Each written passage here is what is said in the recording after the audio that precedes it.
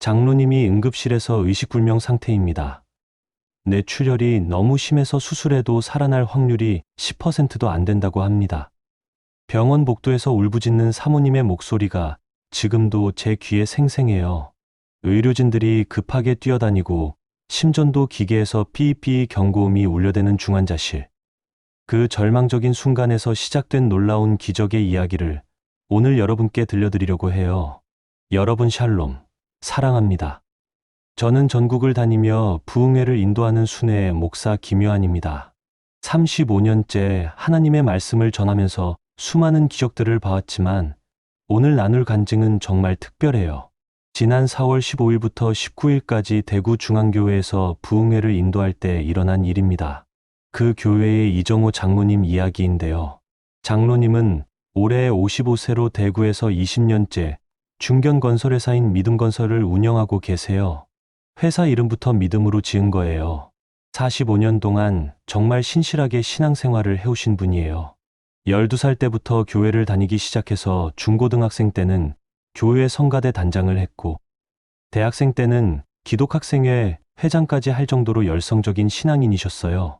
군대에서도 군종병으로 복무하면서 동료들에게 복음을 전하셨고요. 결혼하신 후에는 더욱 신실한 가정의 가장이 되셨어요. 부인 김순희 권사님과 함께 새벽 기도도 빠지지 않고 나가고 주일 예배는 물론이고 수요 예배, 금요 철야 예배까지 성실하게 참석하셨어요. 두 아들과 한 딸을 모두 교회에서 키우셨고요. 큰아들 이민수 씨는 지금 해군사관학교 4학년이고 작은 아들 이민준 씨는 연세대 건축과 3학년, 딸 이민정 양은 고등학교 2학년인데 모두 교회에서 성실하게 신앙생활하고 있어요. 장로님이 건설업을 시작하게 된 것도 하나님의 인도하심이었어요. 대학에서 토목공학을 전공하신 후 대기업 건설회사에서 10년간 현장 경험을 쌓으시다가 35세 때 하나님의 영광을 위한 건설회사를 만들겠다는 비전을 품고 독립하셨어요. 처음에는 소규모 주택공사부터 시작했지만 항상 정직하고 성실하게 일하시니까 점점 큰 공사를 맡게 됐어요. 장로님의 경영 철학은 확실했어요. 우리는 그리스도인 건설회사다. 절대 부실 공사는 하지 않는다. 자재는 최고급으로 쓰고 공기는 정확히 맞춘다. 직원들은 가족처럼 대한다. 이런 원칙으로 20년을 해오시니까 대구 지역에서는 이정호 사장이 하는 공사는 믿을 만하다는 소문이 날 정도였어요. 그래서 아파트 단지, 오피스텔, 상가 건물 등 큰 프로젝트들을 계속 수주할 수 있었던 거죠. 하지만 성공할수록 바빠졌어요. 회사가 커지면서 관리할 현장도 많아지고 직원도 150명까지 늘었어요. 그러다 보니 새벽 4시 30분에 일어나서 회사 나가고 밤 11시가 되어서야 집에 들어오는 생활이 계속됐어요. 주일 예배는 나가지만 새벽 기도는 자주 빠지게 됐고 수요 예배나 금요 기도회는 거의 참석하지 못했어요. 부인께서 여보, 너무 무리하지 마세요. 건강이 우선이에요 라고 걱정하셨지만 괜찮다. 하나님이 건강 주셨으니까 더 열심히 일해야지라고 하면서 넘어가곤 하셨죠. 몇 년 전부터는 고혈압 증세가 나타나기 시작했어요. 건강검진에서 의사가 사장님, 혈압이 160에서 170 사이예요. 약물 치료를 시작해야 합니다라고 했는데도 바쁘다, 나중에 하면서 계속 미루셨어요. 가끔 머리가 아프고 어지러울 때가 있어도 피곤해서 그런가 보다 하면서 대수롭지 않게 여기셨어요. 부인께서 여보, 제발 병원 좀 가요.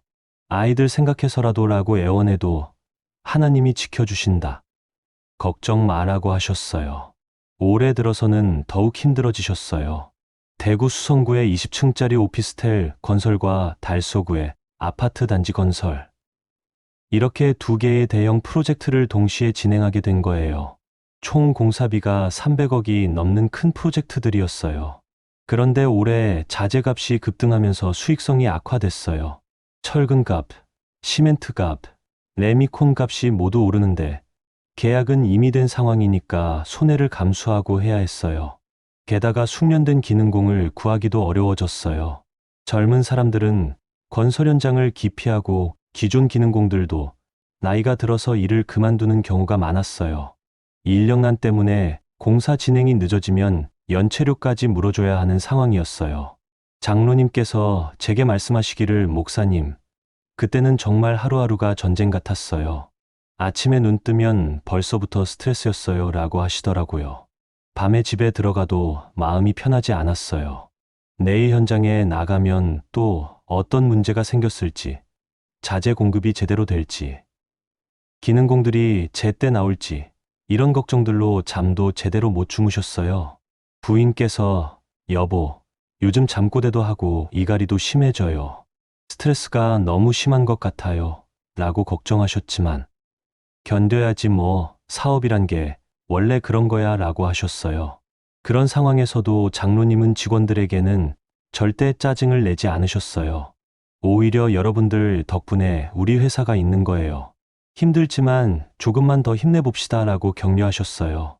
현장 막노동자들에게도 항상 존댓말을 쓰시고, 더운 여름에는 시원한 음료수를 사주시고 추운 겨울에는 핫팩을 나눠주셨어요. 우리는 그리스도인 회사니까 사람을 소중히 여겨야 한다는 게 장로님 신념이었거든요. 그렇게 힘든 시간을 보내던 중 4월 12일 화요일이었어요. 평소처럼 새벽 5시에 일어나서 간단히 세면하고 아침도 거르고 현장으로 나가셨어요.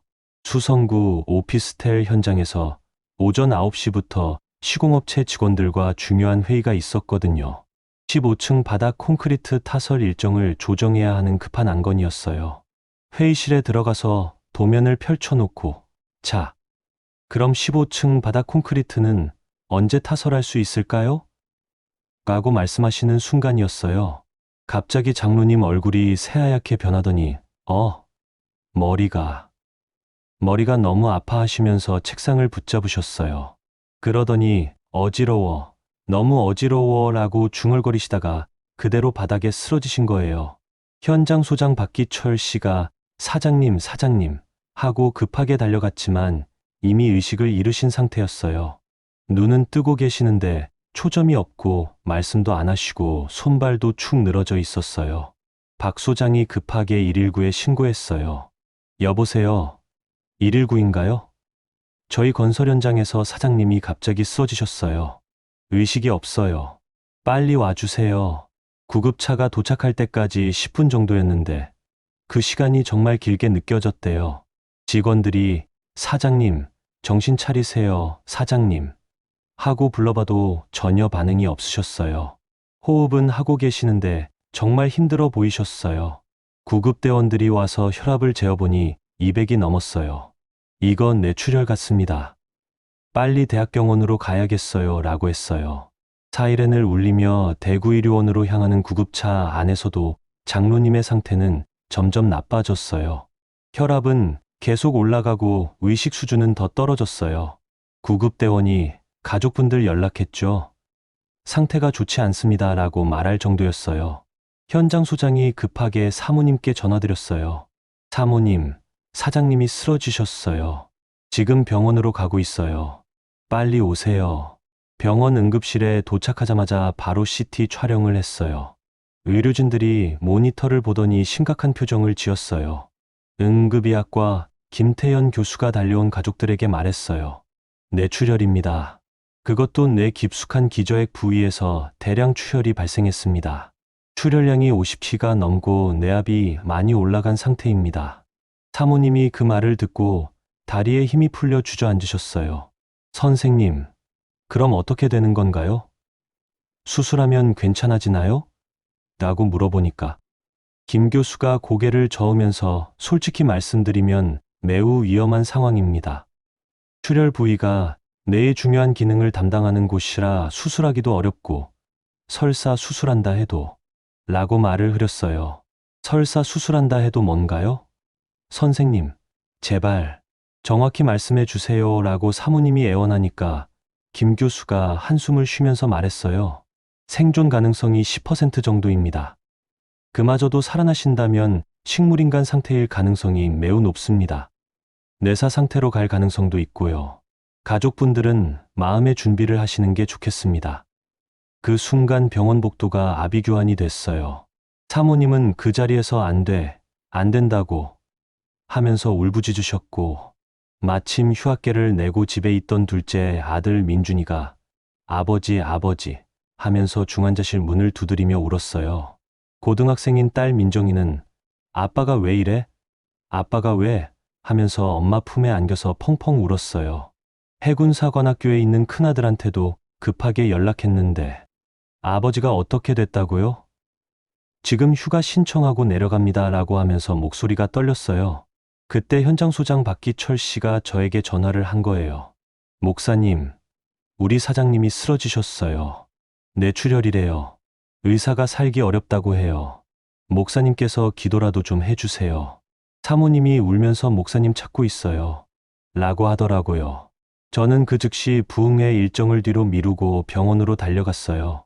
병원에 도착해 보니 정말 처참한 상황이었어요. 중환자실 앞 복도에서 온 가족이 울고 있고 교회 성도들도 하나둘씩 와서 기도하고 있었어요. 사모님을 보니 눈이 퉁퉁 부어 있고 목소리도 쉬어 있었어요. 목사님, 우리 여보 좀 살려주세요. 45년 동안 하나님 잘 믿었는데 왜 이런 일이 생기나요? 기도해 주세요라고 하시면서 제 손을 붙잡고 우셨어요. 저는 일단 가족들과 성도들과 함께 기도부터 했어요.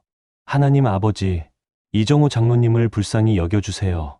45년 동안 주님을 섬겨온 주의 종입니다. 생명의 주인은 하나님이십니다.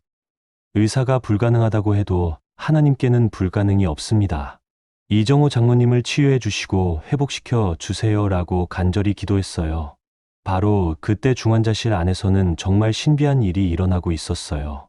나중에 장로님이 의식을 되찾으신 후에 저에게 직접 들려주신 이야기인데요. 정말 놀라운 체험이었어요. 장로님 말씀으로는 갑자기 자신의 몸이 둥둥 떠오르는 느낌이 들더니 중환자실 천장 근처에서 아래를 내려다보고 계시더래요. 인공호흡기에 연결된 자신의 몸이 침대에 누워있고 간호사들이 급하게 뛰어다니면서 각종 의료기기를 점검하고 있는 모습이 다 보였다고 해요. 심전도 모니터에서는 불규칙한 심장박동이 삐삐삐 소리를 내고 있었고 의사가 들어와서 혈압이 계속 올라가고 있어 뇌압 강화제 더 투여해라고 지시하는 소리도 다 들렸대요. 복도에서는 가족들이 울고 있고 성도들이 기도하는 소리도 들렸어요. 사모님이 여보, 제발 눈 좀 떠봐요. 아이들이 기다리고 있어요 하면서 우는 소리, 아들들이 아버지 힘내세요 하는 소리, 딸이 아빠 나 민정이야 대답해봐 하는 소리가 모두 들렸다고 해요. 그 순간 장로님 마음에 복잡한 감정들이 몰려왔대요.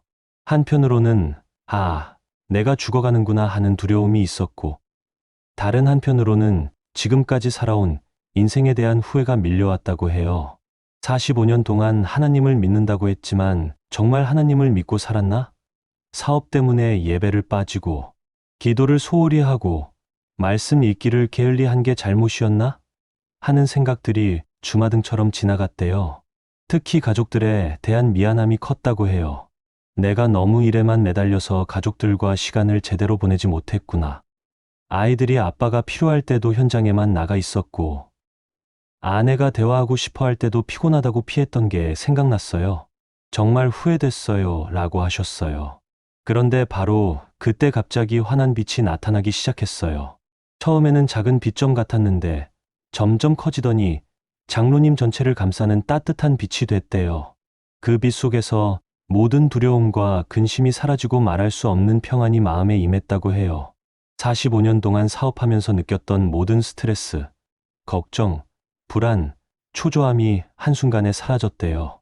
그 빛에 이끌려서 이 세상과는 완전히 다른 곳으로 가게 됐어요. 그곳은 말로 표현할 수 없을 정도로 아름다운 곳이었대요. 공기마저 향기로웠고 모든 것이 빛으로 충만했는데 무엇보다도 완전한 평안과 기쁨이 있었어요. 지상에서 느꼈던 그 어떤 행복보다도 깊고 완전한 기쁨이었다고 해요. 그런데 더욱 놀라운 건 그곳에서 한 분을 만나게 된 거예요.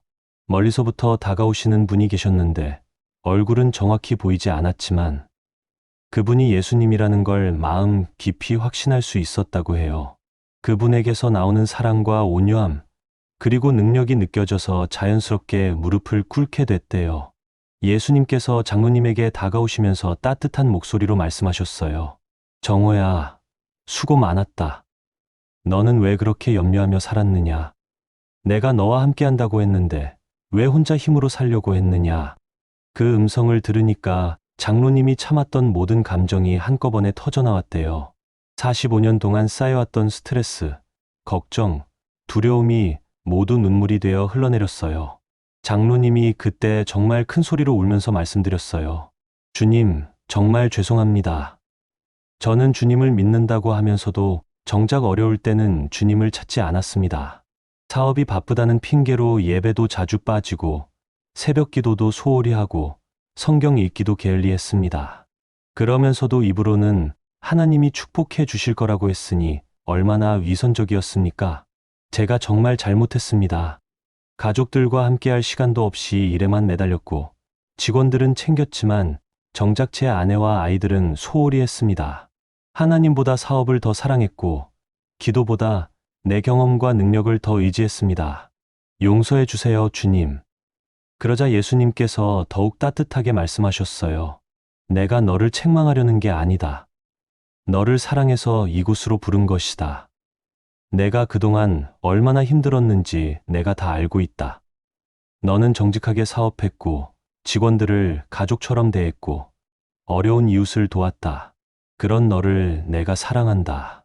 하지만 이제 더 중요한 것을 알려주고 싶다. 내 말을 잘 들어보아라. 그때부터 예수님께서 성경 말씀을 하나씩 들려주기 시작하셨어요. 첫 번째 말씀은 잠언 3장 5절부터 6절이었어요. 너는 마음을 다하여 여호와를 신뢰하고 내 명철을 의지하지 말라. 너는 범사의 그를 인정하라. 그리하면 내 길을 지도하시리라. 예수님께서 이 말씀을 주시면서 설명해 주셨어요. 정호야, 너는 지금까지 내 힘과 내 지혜로 살려고 했다. 사업을 할 때도 기도보다는 시장 분석을 더 믿었고 어려운 일이 생기면 하나님께 맡기기보다는 내가 직접 해결하려고 했다. 그러나 나를 마음을 다해 신뢰한다는 것은 모든 일에서 나를 먼저 인정하고 나의 뜻을 구하는 것이다. 내가 아침에 일어나면 오늘 하나님이 어떤 일을 계획하셨을까? 하나님의 뜻은 무엇일까를 먼저 물어야 한다. 현장에 나가기 전에 하나님, 오늘도 안전하게 공사가 진행되게 하시고 직원들을 보호해 주세요라고 기도해야 한다. 계약을 체결할 때도 하나님, 이 일이 주님의 뜻인지 알려주세요라고 구해야 한다. 이것이 범사에 나를 인정하는 것이다. 그러면 내가 내 길을 지도하겠다. 두 번째로 주신 말씀은 잠언 4장 20절부터 22절이었어요. 내 아들아, 내 말에 주의하며 내 이르는 것에 귀를 기울이라. 그것을 내 눈에서 떠나게 하지 말며 내 마음속 깊이 지키라. 그것은 얻는 자에게 생명이 되며 그의 온 육체의 건강이 됨이니라. 예수님께서 이 말씀에 대해서도 자세히 설명해 주셨어요. 정호야, 내 말씀이 내 몸을 치유할 수 있다. 너는 지금까지 병원의 진단만 믿고 내 말씀의 치유 능력은 믿지 않았다. 의사가 고혈압이라고 하니까 절망했고 뇌출혈이라고 하니까 두려워했다. 그러나 내 말씀은 살아있고 운동력이 있어서 내 뇌출혈도 내 고혈압도 완전히 치유할 수 있다. 내가 매일 아침 일어나서 이 말씀을 고백해야 한다. 하나님의 말씀이 내게 생명이 되며 내 온 육체의 건강이 됩니다라고 선포해야 한다. 그리고 하루 종일 내 말씀을 마음에 새기고 살아야 한다. 현장에서 스트레스를 받을 때도 하나님의 말씀이 내게 생명이다라고 고백하고 어려운 일이 생겼을 때도 하나님의 말씀이 내 몸을 건강하게 한다라고 믿어야 한다. 세 번째 말씀은 잠언 16장 24절이었어요. 선한 말은 꿀송이 같아서 마음에 달고 뼈에 양약이 되느니라. 예수님께서 말씀하셨어요. 정호야, 내가 하는 말이 내 운명을 결정한다. 지금까지 너는 얼마나 부정적인 말을 많이 했느냐. 이번 달은 적자야겠다. 자재값이 너무 올라서 큰일이다. 요즘 경기가 너무 안 좋다. 인력 구하기가 너무 어렵다. 스트레스로 죽겠다. 이런 말들이 내 몸을 병들게 했다. 입술의 말이 내 인생을 만든다. 이제는 내 말씀으로 고백하며 살아라. 하나님이 내 사업을 축복하신다. 하나님이 좋은 직원들을 보내주신다. 하나님이 내게 지혜를 주신다. 하나님이 내 가정을 행복하게 하신다. 이렇게 믿음의 고백을 해야 한다. 선한 말, 믿음의 말, 감사의 말이 내 뼈에 양약이 되어서 내 몸을 건강하게 만들 것이다. 네 번째 말씀은 잠언 17장 22절이었어요. 마음의 즐거움은 양약이라 신령의 근심은 뼈를 마르게 하느니라. 예수님께서 정우야, 기쁨이 내 몸의 약이다. 그런데 너는 지금까지 근심과 걱정 속에서만 살았다. 사업 걱정, 돈 걱정, 미래 걱정, 경쟁 걱정으로 가득했다. 웃는 날보다 찌푸리는 날이 더 많았다. 그것이 내 몸을 병들게 했다라고 하셨어요. 내가 모든 것을 책임진다고 했는데 왜 믿지 못하느냐? 내가 너를 사랑해서 최선의 길로 인도하고 있는데 왜 걱정하느냐? 이제 기쁨으로 살아라. 아침에 눈을 뜨면 오늘도 하나님이 나와 함께 하신다고 기뻐해라. 현장에 나가면서도 하나님이 오늘 하루도 복된 일을 예비하셨다고 감사해라. 그 기쁨이 내 몸의 양약이 되어서 모든 질병을 치유할 것이다. 다섯 번째 말씀은 잠언 14장 30절이었어요. 마음의 화평은 육신의 생명이나 시기는 뼈를 썩게 하느니라. 예수님께서 정우야, 평안한 마음이 내 몸을 살린다. 그런데 너는 항상 경쟁심과 조급함으로 살았다. 다른 건설업체들보다 더 빨리, 더 많이 하려고 했다. 저 회사는 어떻게 저렇게 큰 공사를 따냈을까? 우리도 빨리 더 성장해야 한다. 이런 생각들이 내 마음의 평안을 앗아갔다라고 하셨어요. 경쟁심과 시기심이 내 뼈를 썩게 만들었다.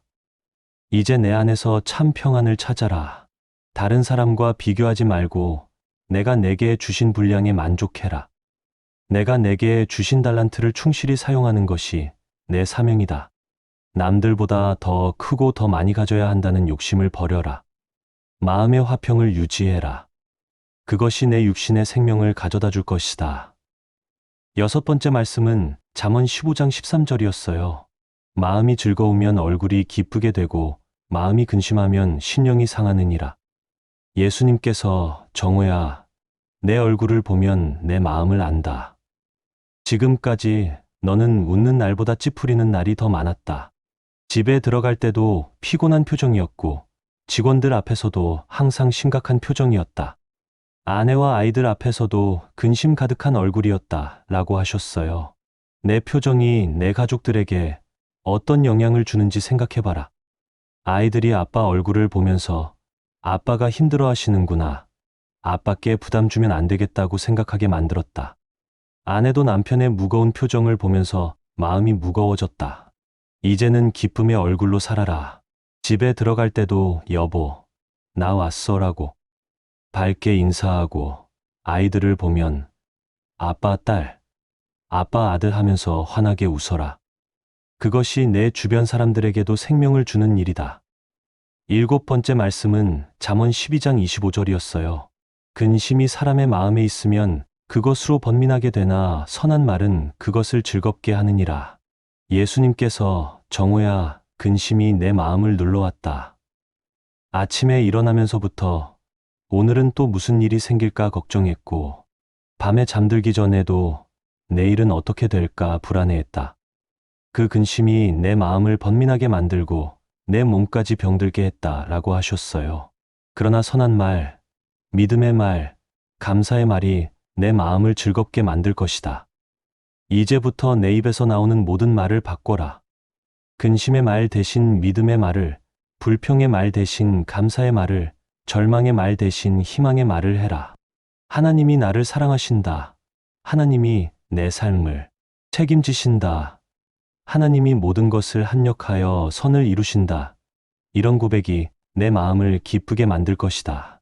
예수님께서 이 7가지 말씀을 다 주신 후에 장모님에게 말씀하셨어요. 정우야, 이제 내가 이 말씀들의 의미를 깨달았느냐?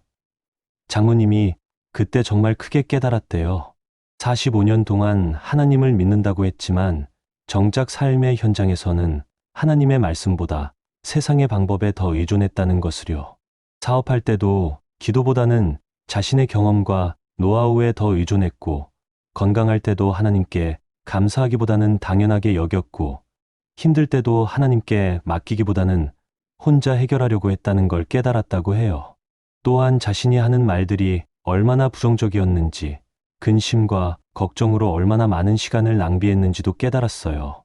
무엇보다도 가족들에게 얼마나 미안한 일을 했는지 깨달았다고 해요. 하나님의 축복으로 주신 가정을 소중히 여기지 못하고 사업에만 내달려서 가장 중요한 것들을 놓쳤다는 걸 알게 된 거죠.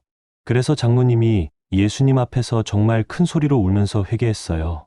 주님, 정말 죄송합니다. 저는 입으로만 믿는다고 했지, 진짜로는 믿지 않았습니다. 제 힘과 제 지혜를 더 믿었습니다. 주님의 말씀보다 세상의 기준을 더 따랐습니다. 사업의 성공이 하나님의 축복인 줄로만 알았지, 정작 하나님과의 관계는 소홀히 했습니다. 제 입에서 나온 말들이 얼마나 하나님을 슬프게 했는지 이제야 깨닫습니다. 불평, 원망, 걱정, 염려의 말들을 얼마나 많이 했는지 모릅니다. 제 가족들에게도 얼마나 상처를 주었는지 깨달았습니다. 아내는 대화하고 싶어 했는데 피곤하다고 피했고, 아이들은 아빠와 시간을 보내고 싶어 했는데 일이 바쁘다고 소환이 했습니다. 이제 정말로 주님만 의지하겠습니다. 주님의 말씀대로 살겠습니다. 매일 이 7가지 말씀을 고백하면서 살겠습니다. 제 뇌출혈도 주님이 치유해 주세요. 제 사업도 주님이 인도해 주세요. 제 가정도 주님이 회복시켜 주세요. 이제는 정말로 하나님을 첫 번째로, 가정을 두 번째로, 사업을 세 번째로 하겠습니다. 그러자 예수님께서 장로님의 이마에 손을 얹으시면서 말씀하셨어요. 정우야, 내 진실한 회개를 받았다. 내 눈물을 내가 보았고 내 마음을 내가 알았다. 이제 돌아가서 내가 준 말씀들을 매일 고백하며 살아라. 매일 아침 일어나면 이 7가지 말씀을 큰 소리로 선포해라. 그리고 기쁨으로 살아라. 감사함으로 살아라. 평안함으로 살아라. 내가 내 뇌출혈을 완전히 치유하고 내 몸을 이전보다 더 건강하게 만들겠다. 내 사업도 새롭게 축복하되 이제는 나를 먼저 인정하는 사업이 되게 하겠다. 내 가정도 회복시켜서 진정한 그리스도인 가정이 되게 하겠다. 그러나 이제는 나를 먼저 구하고 나를 인정하며 살아라. 내 나라와 내 의를 먼저 구하면 모든 것을 더하여 주겠다. 그때 갑자기 예수님에게서 엄청난 치유의 능력이 나와서 장로님의 온몸을 감쌌어요. 뜨거우면서도 시원한 능력이 머리부터 발끝까지 흘러들어오더니 뇌출혈로 손상된 부위가 완전히 회복되는 것을 느꼈다고 해요. 혈관이 새롭게 생겨나고 뇌조직이 재생되는 것을 직접 느꼈대요. 그리고 예수님께서 마지막으로 말씀하셨어요. 정우야, 이제 돌아가라. 그리고 이 경험을 많은 사람들에게 간증하여라. 나의 말씀에는 치유의 능력이 있고 나의 사랑에는 모든 것을 회복시키는 능력이 있다는 것을 전하여라. 특히 너처럼 사업하느라 바빠서 하나님을 소홀히 하는 사람들에게 말해 주어라. 진정한 성공은 하나님과의 관계 안에서 이루어진다는 것을 가르쳐 주어라. 그때 갑자기 엄청난 빛이 장로님을 감싸더니 다시 병실로 돌아오게 됐어요. 장로님 들리세요? 하는 간호사 목소리에 눈을 떴는데 중환자실에 누워 있었어요. 간호사가 깜짝 놀라면서 의식이 돌아왔어요. 선생님, 빨리 오세요. 라고 소리쳤어요. 응급의학과 김태현 교수가 급하게 달려와서 여러 가지 검사를 해봤는데 정말 놀라운 일이 일어났어요. 몇 시간 전까지만 해도 거의 뇌사 직전 상태였는데 뇌파도 정상이고 동공 반응도 정상이고 사지 운동 능력도 정상이었어요. 이해할 수 없습니다. 이런 일은 의학적으로 불가능합니다. 라고 의사가 중얼거렸어요. 장로님이 의식을 되찾았다는 소식을 들은 가족들이 중환자실로 달려왔어요. 사모님이 여보, 괜찮아요? 정말 괜찮은 거예요? 라고 물어보니까 장로님이 환하게 웃으시면서 여보, 나 괜찮아요. 정말 괜찮아요. 하나님이 살려주셨어요. 라고 하셨어요. 그런데 놀라운 건 장로님의 목소리가 이전과 완전히 달랐다는 거예요. 평안하고 기쁨이 가득한 목소리였어요. 둘째 아들 민준이가 아버지 정말 괜찮으세요? 무서웠어요 라고 하니까 장로님이 아들의 손을 꼭 잡으시면서 아들아, 아버지가 미안했다. 그동안 너무 일에만 매달려서 너희들과 시간을 많이 보내지 못했구나. 이제는 달라질 거야 라고 하셨어요. 딸 민정이에게도 딸아, 아빠가 앞으로는 너와 많은 대화를 하자. 내가 무엇을 좋아하는지, 무엇을 하고 싶어 하는지 다 알고 싶다라고 하셨어요. 그런데 더 놀라운 일이 일어나기 시작했어요. 장로님이 의식을 되찾은 다음 날부터 매일 아침 6시에 일어나서 예수님께서 주신 7가지 잠언 말씀들을 큰 소리로 고백하기 시작하신 거예요. 중환자실에서 다른 환자들도 있는데 방해가 될까봐 작은 소리로 하시려고 하니까 이상하게 큰 소리로 해야 한다는 마음이 강하게 들었다고 해요. 나는 마음을 다하여 여호와를 신뢰하고 내 명철을 의지하지 않습니다. 나는 범사의 하나님을 인정합니다. 하나님이 내 길을 지도해 주십니다. 라고 선포하시니까 옆 침대에 있던 환자분들이 뭐지? 저분이 뭐라고 하시는 거야? 하면서 관심을 보였어요. 하나님의 말씀이 내게 생명이 되며 내 온 육체의 건강이 됩니다. 선한 말은 꿀송이 같아서 내 마음에 달고 내 뼈에 양약이 됩니다. 라고 계속 고백하시니까 간호사들도 저 환자분 표정이 정말 밝아졌네요 라고 했어요. 마음의 즐거움이 내게 양약입니다. 마음의 화평이 내 육신의 생명입니다. 내 마음이 즐거우니 내 얼굴이 기쁘게 됩니다. 근심이 내 마음에서 떠나가고 선한 말이 내 마음을 즐겁게 합니다. 라고 고백을 마치시고 라면 30분 동안 찬양하고 기도하는 시간을 가지셨어요. 처음에는 가족들이 아버지 아직 회복 중이시니까 너무 무리하지 마세요 라고 말렸는데 장로님이 아니다. 이제 하나님 말씀이 내 생활의 최우선 순위다. 이 고백을 하지 않으면 하루가 시작될 수 없다 라고 하셨어요. 그리고 매일 아침 이 고백을 마치고 나면 얼굴에 평안과 기쁨이 가득했어요. 그런데 정말 기적이 일어나기 시작했어요. 먼저 장로님의 표정과 분위기가 완전히 달라진 거예요. 예전에는 항상 심각하고 근심 가득한 표정이었는데 이제는 항상 미소가 끊이지 않았어요. 병실에 오는 의료진들마다 환자분이 너무 밝으셔서 저희들도 기분이 좋아져요. 이렇게 긍정적인 환자분은 처음 봅니다라고 했어요. 의료진들도 놀라워했어요. 뇌출혈 환자들은 보통 우울감이나 불안감을 많이 느끼는데 장로님은 오히려 병에 걸리기 전보다 더 밝고 긍정적이셨거든요. 같은 병실에 있던 다른 환자분들도 저분 때문에 우리 병실 분위기가 완전히 달라졌어요. 저희도 덩달아 기분이 좋아져요 라고 했어요. 일주일 후 MRI 검사를 다시 해봤는데 담당 의사가 정말 깜짝 놀랐어요. 이해할 수 없습니다. 뇌출혈 부위가 거의 90% 회복되고 있어요. 출혈로 인한 내부종도 거의 사라졌고 혈관 상태도 정상에 가깝습니다. 이런 속도로 회복되는 건 의학 교과서에도 없는 일입니다. 간호사들도 기적이에요. 정말 기적이에요 라고 했어요. 2주 후에는 더 놀라운 결과가 나왔어요. 뇌출혈로 인한 손상 부위가 95% 이상 회복된 거예요. 내 MRI 사진을 보면 출혈 흔적을 거의 찾을 수 없을 정도였어요. 신경외과 전문의들이 모여서 장로님의 케이스를 검토했는데 의학적으로 설명이 안 되는 회복이라는 결론을 내렸어요. 김태연 교수가 장로님께 도대체 어떻게 이런 일이 가능한 겁니까? 환자분이 특별히 하신 게 있나요? 라고 물어보니까 장로님이 선생님, 저는 매일 아침마다 하나님의 말씀을 고백하고 찬양하며 기도해요. 하나님이 저를 치유하신 거예요 라고 하셨어요. 의사가 종교적인 믿음이 치유에 도움이 될 수는 있지만 이 정도 회복은 정말 기적이라고 밖에 할 수 없습니다 라고 했어요. 한 달 후 장로님은 완전히 건강한 상태로 퇴원하셨어요. 퇴원 전 마지막 검사에서 혈압도 정상 범위로 떨어졌고 뇌기능 검사도 모든 항목에서 정상 판정을 받으셨어요. 의료진들이 이런 경우는 의료진으로서 30년 경력에 처음 봅니다. 정말 기적입니다. 의학 저널에 발표해도 될 만한 케이스예요 라고 했어요. 그런데 더 놀라운 건 장로님의 삶의 패턴이 완전히 바뀐 거예요.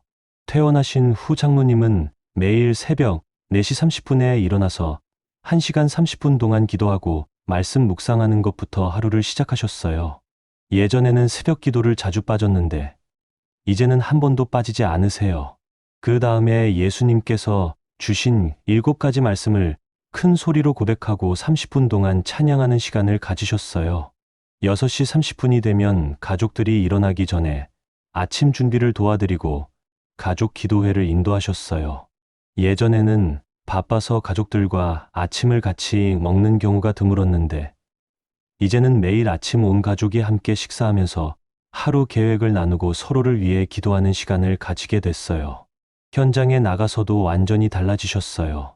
예전에는 현장에 도착하자마자 어제 진행된 건 어떻게 됐어? 오늘 일정은 뭐야? 라고 다그치듯이 말씀하셨는데 이제는 직원들 한 명 한 명에게 안녕하세요. 잘 주무셨어요?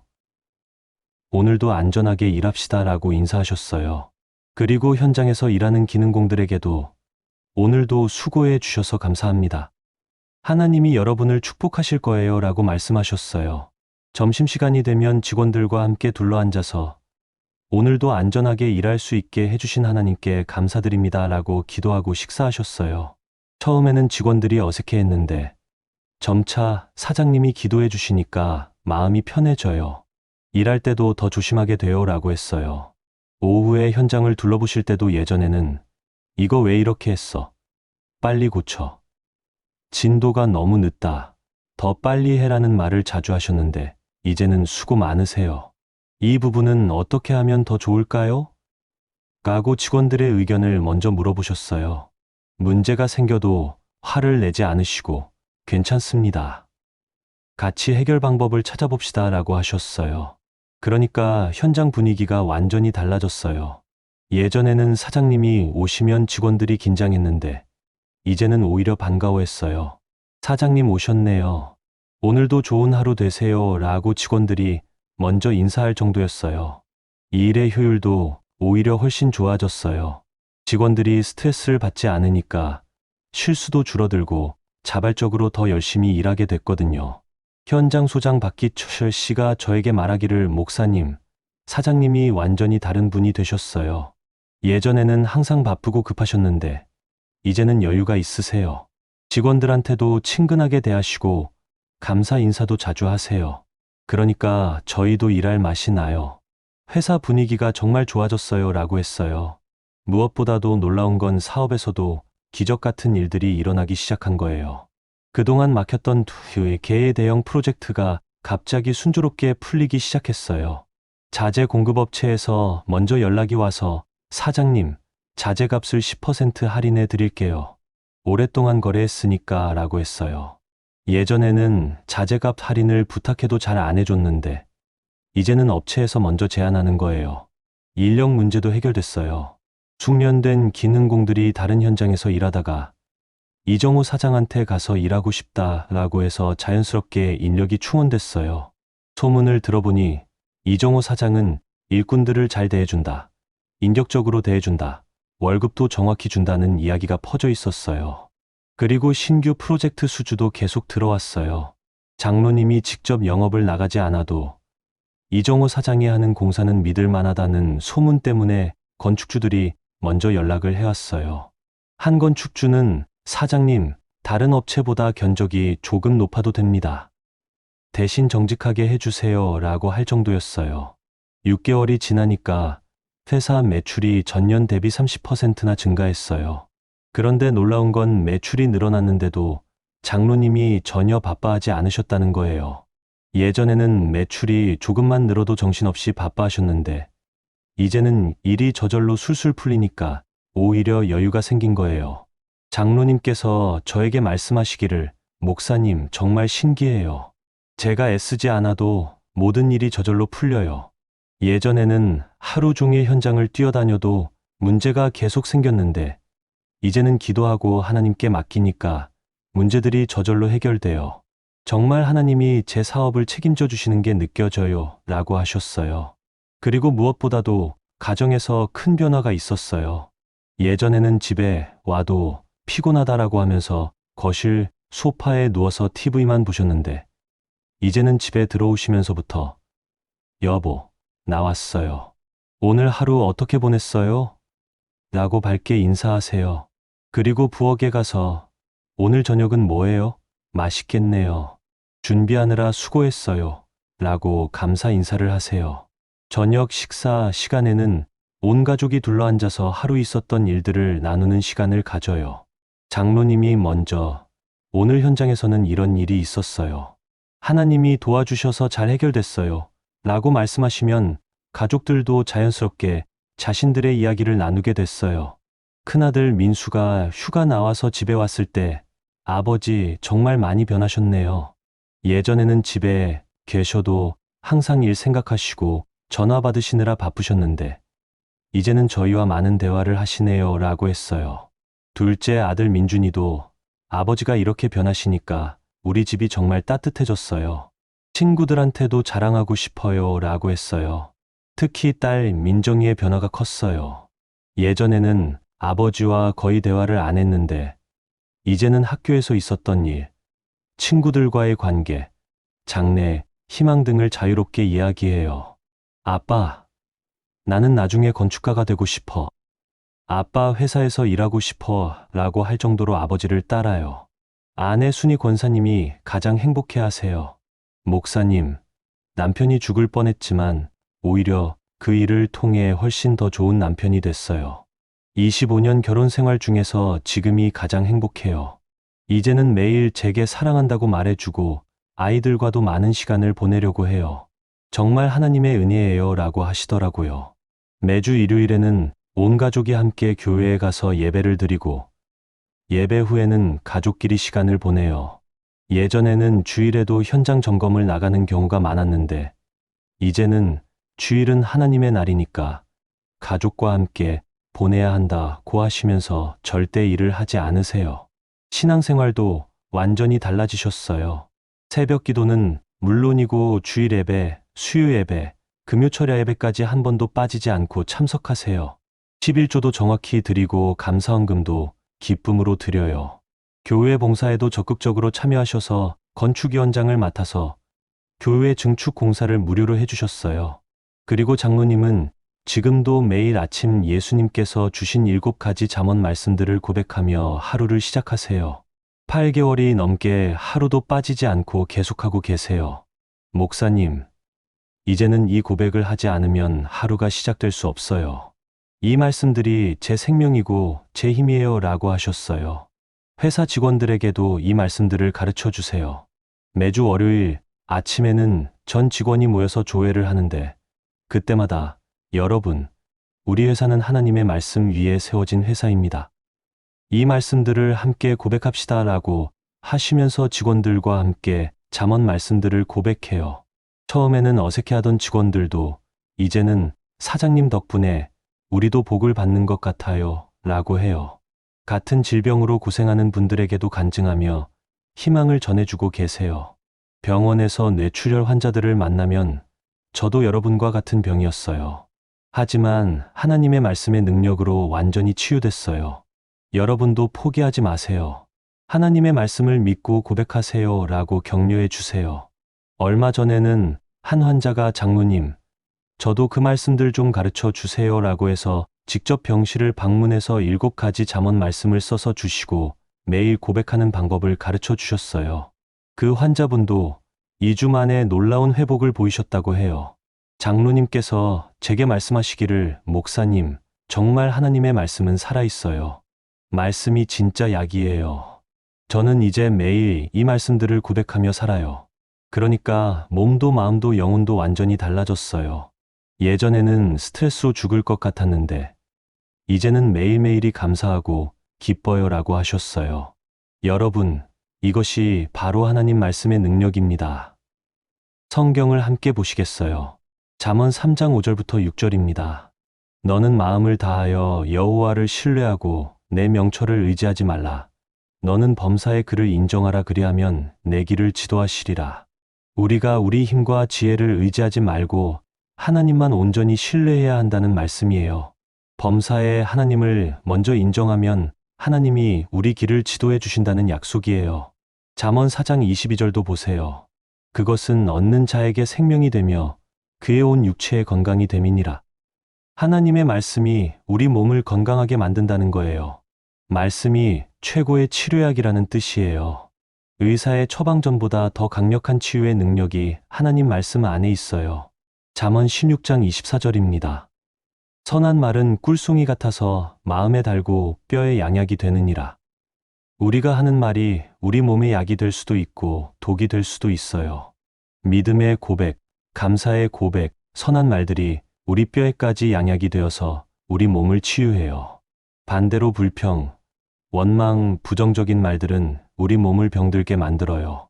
잠언 17장 22절도 중요해요. 마음의 즐거움은 양약이라 신령의 근심은 뼈를 마르게 하느니라. 기쁨과 감사가 우리 몸의 자연 치유력을 극대화해 준다는 거예요. 웃음과 기쁨이 우리 면역 체계를 강화시키고 호르몬 분비를 정상화시켜서 질병을 이겨낼 수 있게 해줘요. 반대로 근심과 걱정과 스트레스는 우리 뼈까지 마르게 만들어서 각종 질병의 원인이 되어요. 잠언 14장 30절입니다. 마음의 화평은 육신의 생명이나 시기는 뼈를 썩게 하느니라. 평안한 마음이 우리 몸의 생명을 가져다 주지만 경쟁심과 시기심과 분노는 우리 뼈를 썩게 만든다는 말씀이에요.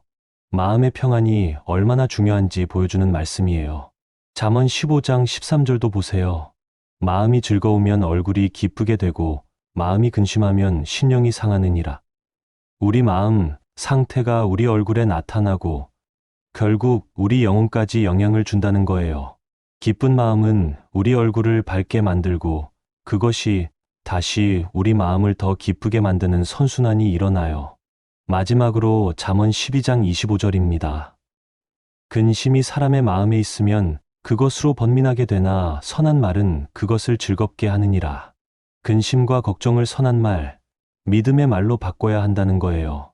우리가 어떤 말을 하느냐에 따라 마음의 상태가 달라진다는 말씀이에요. 여러분, 혹시 지금 질병으로 고생하고 계세요? 사업이 어려우세요? 가정에 문제가 있으세요? 스트레스 힘드세요? 그렇다면 오늘부터 이 7가지 말씀을 매일 고백해 보세요. 이정호 장로님처럼 하나님의 놀라운 치유와 회복과 축복을 경험하실 수 있을 거예요. 먼저 하나님을 온전히 신뢰하세요. 내 힘과 지혜가 아니라 하나님을 의지하세요. 아침에 일어나면 하나님, 오늘도 주님이 계획하신 일들을 행하게 하소서라고 기도하세요. 일할 때도 하나님, 이 일을 주님의 뜻대로 하게 하소서라고 구하세요. 하나님의 말씀을 매일 읽고 고백하세요. 말씀이 여러분의 몸과 마음과 영혼을 치유하는 최고의 약이에요. 하나님의 말씀이 내게 생명이 되며 내 온 육체의 건강이 됩니다 라고 매일 고백하세요. 부정적인 말 대신 긍정적인 말을 하세요. 안 될 거야, 힘들어, 죽겠다, 망했다 이런 말 대신 하나님이 도우실 거야, 하나님이 치유하실 거야, 하나님이 축복하실 거야, 하나님이 길을 열어주실 거야 이렇게 믿음의 고백을 하세요. 여러분의 말이 여러분의 운명을 바꿔요. 근심과 걱정과 스트레스 대신 기쁨과 감사로 사세요. 힘든 상황 속에서도 감사할 제목을 찾으세요. 이런 일을 통해서도 하나님이 나를 훈련시키시는구나, 더 큰 축복을 위해 준비시키시는구나 라고 믿으세요. 그 믿음과 감사가 여러분의 몸의 치유의 역사를 일으켜요. 마음의 평안을 유지하세요. 다른 사람과 비교하지 마세요. 경쟁심과 시기심을 버리세요. 하나님의 시간표를 믿고 기다리세요. 하나님이 나를 위한 최선의 계획을 가지고 계신다고 믿으세요. 평안한 마음이 여러분의 몸에 생명력을 불어넣어 줄 거예요. 그리고 무엇보다도 매일 아침 일어나면 이 7가지 말씀을 큰 소리로 고백하세요. 이정호 장로님처럼 말이에요. 나는 마음을 다하여 여호와를 신뢰합니다. 하나님의 말씀이 내게 생명이 되며 내 온 육체의 건강이 됩니다. 선한 말이 내 마음에 달고 내 뼈에 양약이 됩니다. 마음의 즐거움이 내게 양약입니다. 마음의 화평이 내 육신의 생명입니다. 내 마음이 즐거우니 내 얼굴이 기쁘게 됩니다. 선한 말이 내 마음을 즐겁게 합니다. 여러분, 정말 놀라운 건 이정호 장로님이 지금도 계속해서 간증하고 계신다는 거예요. 얼마 전에 제가 부산에서 부흥회를 인도할 때 장로님이 직접 부산까지 내려오셔서 간증을 해주셨어요. 500명이 넘는 성도들 앞에서 여러분, 저는 뇌출혈로 죽을 뻔했지만 하나님의 말씀의 능력으로 완전히 새로운 인생을 살게 됐습니다. 라고 간증하시는데 모든 성도들이 울면서 은혜를 받았어요. 그때 장로님 말씀이 목사님, 저는 이제 매일이 기적이에요. 하루하루가 하나님의 선물이에요. 예전에는 살기가 힘들다고 스트레스 받는다고 했는데 이제는 숨 쉬는 것 자체가 감사해요. 건강한 것도 감사하고 가족이 있는 것도 감사하고 일할 수 있는 것도 감사해요. 정말 하나님의 은혜 없이는 하루도 살 수 없어요. 라고 하시더라고요. 그리고 장로님, 회사 직원들의 변화도 정말 놀라워요. 현장 소장 박기철 씨가 예수님을 영접했고 다른 직원들도 하나둘씩 교회에 나오기 시작했어요. 사장님이 이렇게 변하시니까 저희도 하나님을 믿고 싶어져요. 사장님 같은 믿음을 갖고 싶어요. 라고 해서 지금까지 15명의 직원이 교회에 나와서 신앙생활을 하고 있어요. 회사 분위기도 완전히 달라졌어요. 예전에는 다들 스트레스 받으면서 일했는데 이제는 웃음소리가 끊이지 않아요. 안전사고도 현저히 줄어들었고 일의 품질도 훨씬 좋아졌어요. 우리 회사는 하나님의 축복을 받은 회사다라는 소문이 나서 우수한 인재들이 계속 지원하고 있어요. 장로님 부인 순희 권사님도 정말 행복해하세요. 지난번에 만났을 때 목사님, 남편이 죽을 뻔했을 때는 정말 절망적이었는데 지금 생각해보면 그 일이 오히려 우리 가정에는 최고의 축복이었어요. 남편이 완전히 새로운 사람이 되어서 돌아왔거든요. 라고 하시면서 눈물을 흘리셨어요. 25년 결혼 생활 동안 남편이 사랑해라는 말을 한 번도 안 했는데 이제는 매일 사랑한다고 말해줘요. 아이들과도 진짜 아버지다운 아버지가 됐어요. 예전에는 돈만 벌어다 주는 아버지였는데 이제는 정말 가정의 영적 리더가 되셨어요. 매일 아침 가족 기도를 인도하시고 아이들 고민도 들어주시고 정말 행복해요 라고 하셨어요. 자녀들의 변화도 놀라워요. 큰아들 민수가 해군사관학교를 졸업하고 소위로 임관했는데 임관식에서 아버지, 저도 아버지처럼 하나님을 믿는 군인이 되겠습니다. 아버지가 제게 보여주신 신앙을 본받겠습니다 라고 고백했어요. 둘째 아들 민준이는 건축과에서 공부하면서 나중에 아버지 회사를 이어받아서 하나님의 영광을 위한 건설회사로 만들겠다는 비전을 갖게 됐어요. 딸 민정이는 고등학교 2학년인데 반에서 회장을 하면서 친구들에게 복음을 전하고 있어요. 우리 아빠는 죽을 뻔했다가 하나님이 살려주셨어.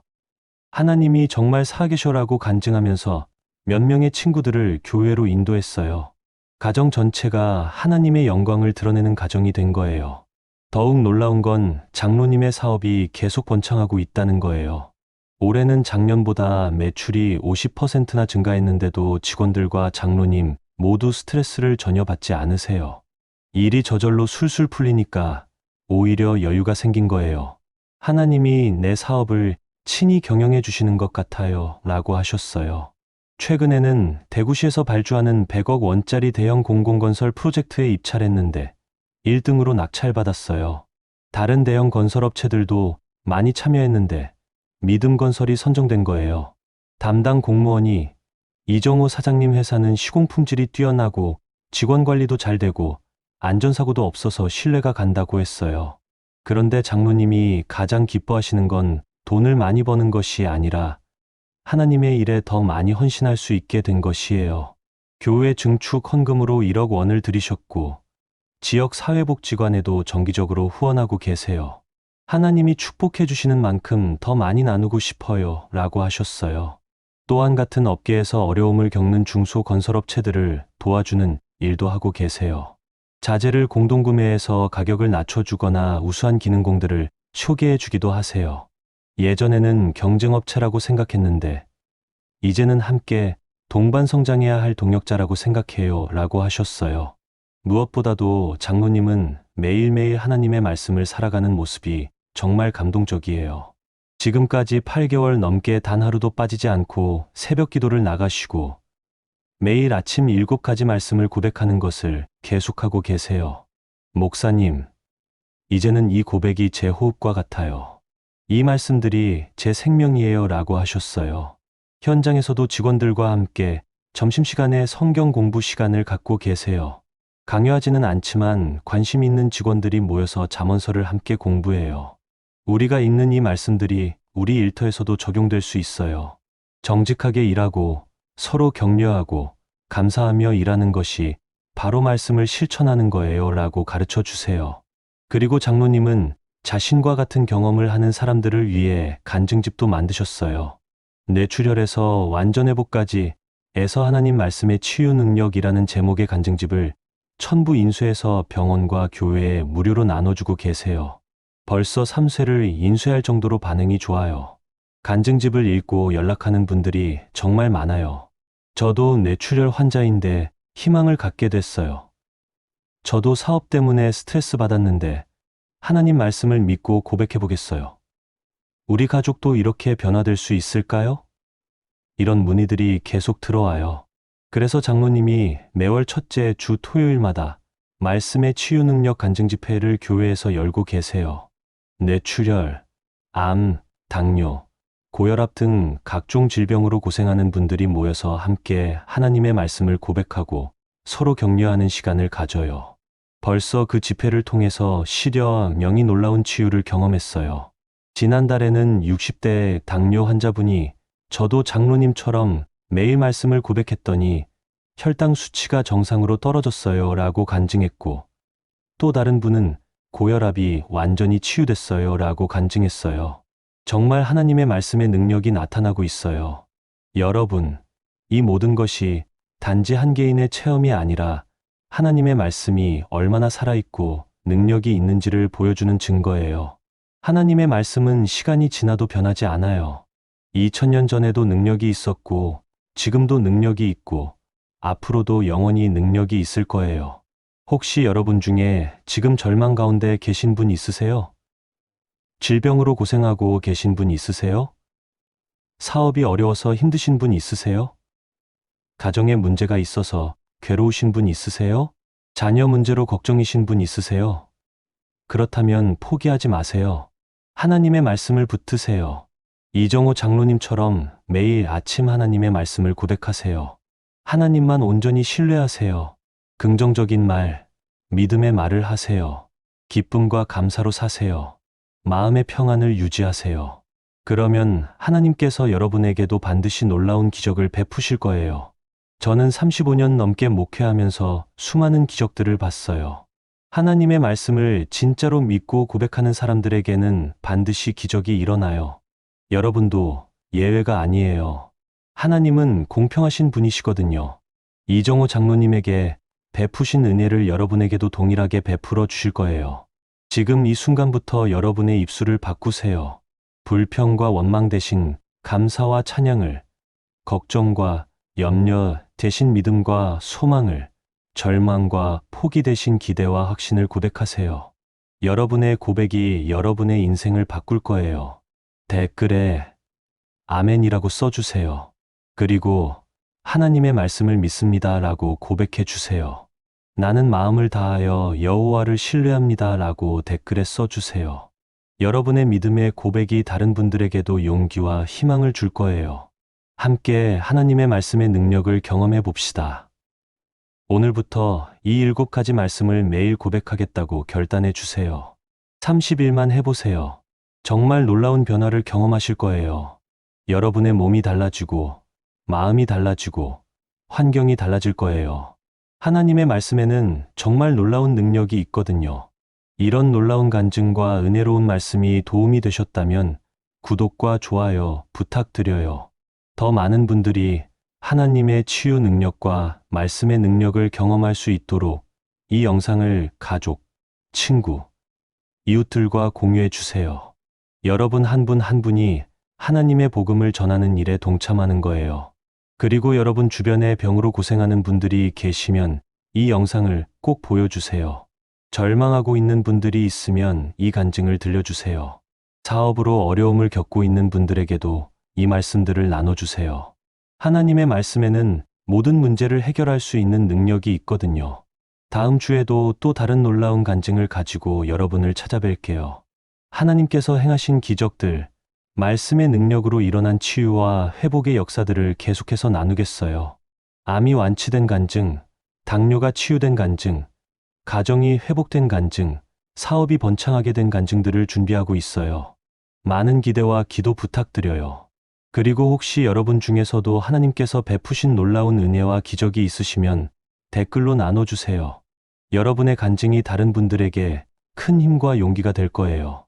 우리 모두가 하나님의 살아계심과 말씀의 능력을 증거하는 증인들이 됩시다. 마지막으로 여러분 모두를 위해서 축복 기도를 드리겠어요. 함께 기도하시겠어요?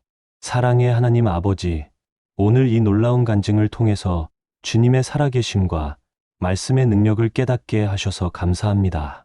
이정호 장로님에게 베푸신 놀라운 은혜를 지금 이 말씀을 듣고 있는 모든 분들에게도 동일하게 베풀어 주시옵소서.